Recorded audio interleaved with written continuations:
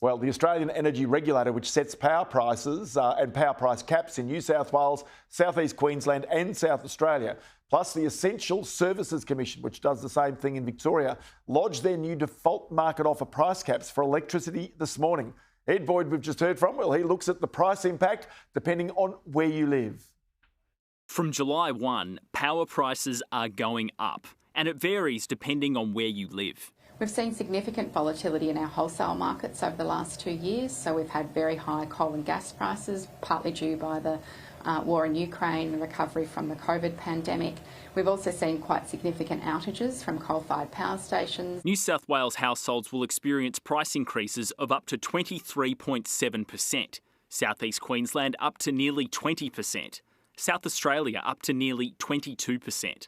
And Victoria, it's about 30%. The $426 rise over which I think a Victorian household could expect over a whole year represents about a 31% increase from the current Victorian default offer prices. For New South Wales small businesses, prices will jump by up to roughly 20%.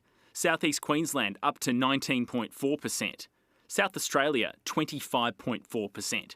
And Victoria up almost 31%. Firstly, these are big increases. That should be acknowledged, and they will hurt for many families. The AER says without the federal government's price caps on coal and gas used for electricity generation, then power prices would have been much higher. The interventions in the coal and gas market have actually reduced price expectations for this coming year. Contract prices have fallen by 50%, and that's why our decision today is 20 to 22% instead of 40 to 50%. These price increases are for the default market offer, which is the maximum amount an energy retailer can charge its customers. In Victoria, there are about 400,000 households on the default offer, along with about 55,000 businesses. The AER sets the default market offer for New South Wales, South East Queensland and South Australia, which is about 540,000 households and 90,000 businesses. The default market offer doesn't apply to most people, but it does indicate the pressure that energy prices will be under this year. Shadow Energy Minister Ted O'Brien said the planned closure of coal-fired power stations would hurt the grid. We know under this government we are going to have 20 gigawatts of baseload power coming out of the system by 2035.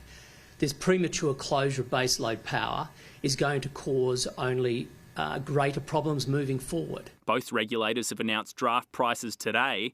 The actual prices will be set later in the year, before the 1st of July.